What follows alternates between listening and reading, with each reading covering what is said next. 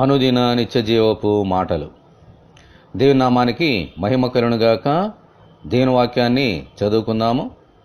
ఎవడును కీడునకు ప్రతికీడు ఎవనికైనను చేయకుండా చూచుకొనుడి. మీరు ఒకని ఎడల ఒకడును మనుషులందరి ఎడలను ఎల్లప్పుడూ మేలైన దానిని అనుసరించి నడుచుకొనుడి. తెస్సలోనికీయులకు రాసిన మొదటి పత్రిక 5వ అధ్యాయము 15వ వచనం.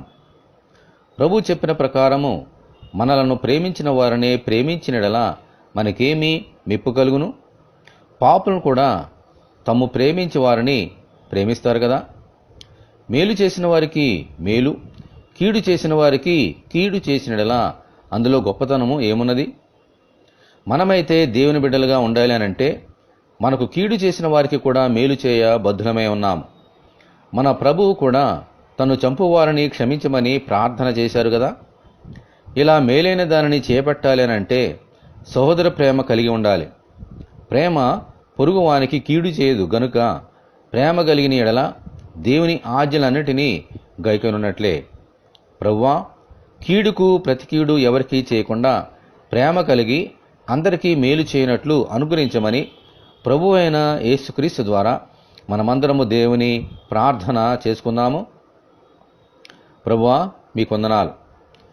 నీ బిడ్డలుగా ఈ లోకంలో కొనసాగే గొప్ప భాగ్యాన్ని మాకు అనుగ్రహించారు.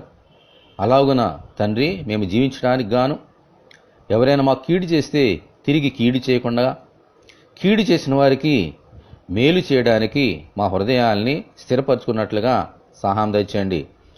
మమ్మల్ని ప్రేమించిన వారిని మాత్రమే కాదు, మమ్మల్ని ద్వేషించే వారిని కూడా ప్రేమించినట్లు మీ కృప మాకు అనుగ్రహించండి. మనుషులందరి ఎడల ఎల్లప్పుడూ మేలైన దానిని చేపట్టినట్లుగా మీ కృప మాకు అనుగ్రహించి ఈ సహోదర ప్రేమలో మేము ఎదుగునట్లుగా కృప చూపించమని యేసు అతి పరిశుద్ధమైన నామములో ప్రార్థన చేస్తున్నాము తండ్రి. ఆమెన్. మన ప్రభు అయిన యేసుక్రీస్తు కృప మనకందరికీ తోడే ఉండి నడిపించునుగాక. ఆమెన్. పరిశుద్ధ దేవుని మందిరము.